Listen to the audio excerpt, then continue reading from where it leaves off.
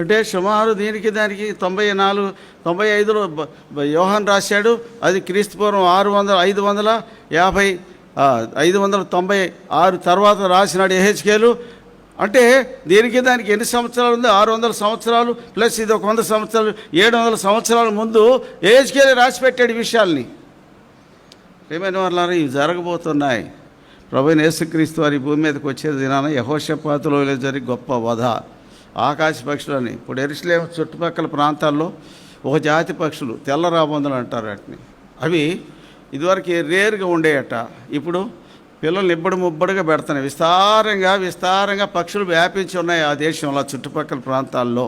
ఎందుకు పుడుతున్నాయి ఇవనేది వాళ్ళు ట్రేస్ చేస్తే జరిగేది ఏంటంటే, రేపు రాబోయే విందు అంటే దేవుడు ఒక విందు సిద్ధం చేస్తున్నాడు ఆకాశ పక్షులకి.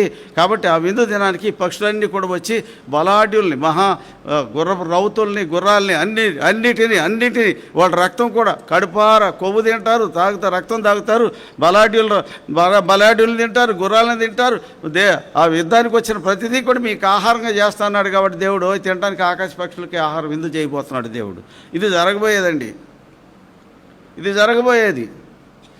కాబట్టి ప్రియమైన వాళ్ళారా, ఏదో కట్టుకథ పుకిడి పురాణం కాదు, ఇది జరగబోయే సత్యం. ఇది పరిశుద్ధ గ్రంథం రాయించి పెట్టాడు దేవాదేవుడు. ఇప్పుడు మన సంగతి ఏంటి?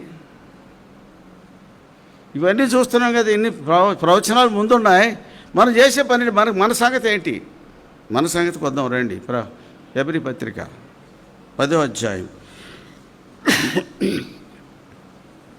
హెబ్రీ పత్రిక 10వ అధ్యాయం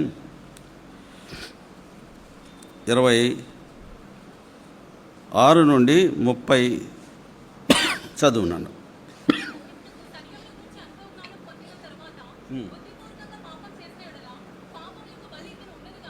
ఏంటది? ఆజ్ఞాన ఒకసారి.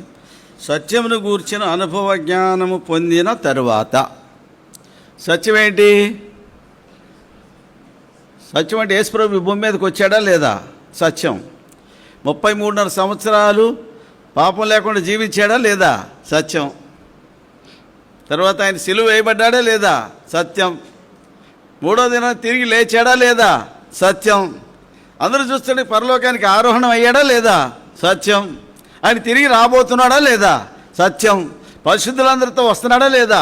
సత్యం. ఈ సత్యాన్ని గురించిన అనుభవ జ్ఞానము పొందిన తరువాత, having this information, total knowledge in heart, ఎంత జ్ఞానం సంపాదించిన తర్వాత కూడా పాపం చేస్తే, అదా అంటే ఇంత ఇన్ఫర్మేషన్ నీ దగ్గర ఉంది. ఈ information though having this much of information with you, నువ్వు తిరిగి పాపం చేస్తే, పాపంలో పడితే ఏముంది అక్కడ? పాపములకు బలి ఎక్కనుండదు అంటే యేసుప్రభు మళ్ళీ సిలువ ఎక్కేది ఉండదు. కానీ ఏముంది? న్యాయమైన తీర్పునకు భయంతో you have to stand before the judgement seat of Christ. చేతులు కట్టుకుని ఏ దినం వస్తుందో ఎప్పుడు నిలబడాలని భయంతో ఎదురు చూడాలంట. To face that judgement day. ఇంకేముంది? విరోధులను దహించబోవు తీక్షణమైన అగ్ని ఇక ఉండును. తీర్పు ఉంది, అగ్ని ఉంది, రెండు ఉన్నాయి. ఇంకేముంది?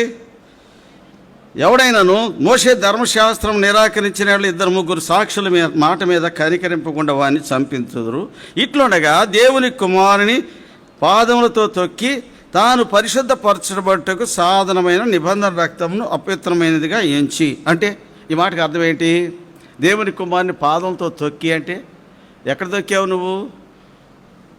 సాధారణంగా ఏం చేస్తారు? బలిపశువును వధించిన తర్వాత ఆ బలిపశువు యొక్క రక్తాన్ని బలిపీఠం యొక్క కొమ్ములకు చమురుతారు. ఆ రక్తం శేషం అంతా ఎక్కడ పోస్తారు? బలిపీఠం అడుగును పోస్తారు. యేసుప్రభుని సిలువేసిన తర్వాత యేసుప్రభు యొక్క రక్తం అంతా ఎక్కడ గారింది? ఆ బలిపీఠం చుట్టూ, ఆ సిలువ చుట్టూనే ప్రవహించేది. నువ్వు ఎక్కడికి వచ్చావు? నేను ఎక్కడికి వచ్చాను? పాపాలు ఒప్పుకుంటే సిలువ దగ్గరికి వచ్చాం. సిలువ దగ్గరే మోకరించి పాపాలు ఒప్పుకున్నాం. అక్కడే ఆ రక్తమే మనల్ని కడిగింది, శుద్ధి చేసింది. ఆ రక్తమే నువ్వు నేను పాదాలతో దొక్కాం. ఆ రక్తమే ఇప్పుడు నీ మీద నా మీద సాక్ష్యం చెప్పబోతుంది. హేబేలు యొక్క రక్తం నేలలో నుండి మొరపెట్టిందట. ఆ మాట రాయబడిందా? ఆదికాండం 4వ అధ్యాయంలో ఉంది కదండి.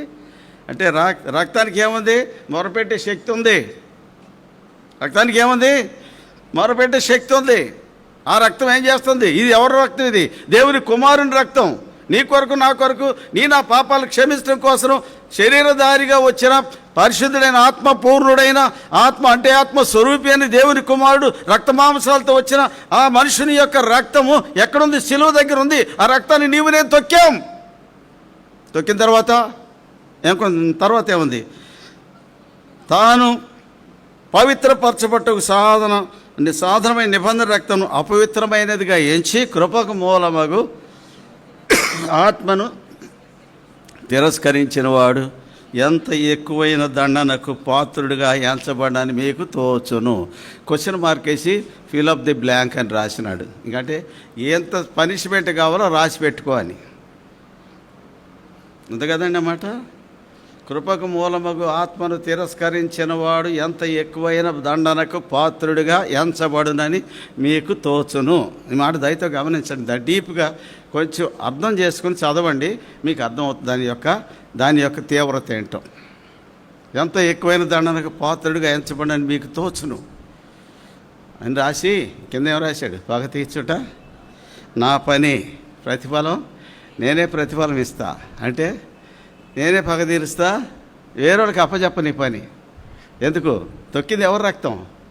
నా రక్తం. అంటే ఇది ఎవరికి? ఈ తీర్పు ఎవరికండి? అవిశ్వాసులకా విశ్వాసులకా? రక్తం తొక్కినోడికే. అంటే ఈడెవడు? విశ్వాసే. జాగ్రత్త. యూ హ్యావ్ టు భారీ మూల్యం చెల్లించాలి. విశ్వాసే, సామాన్యమైన మూల్యం కాదు.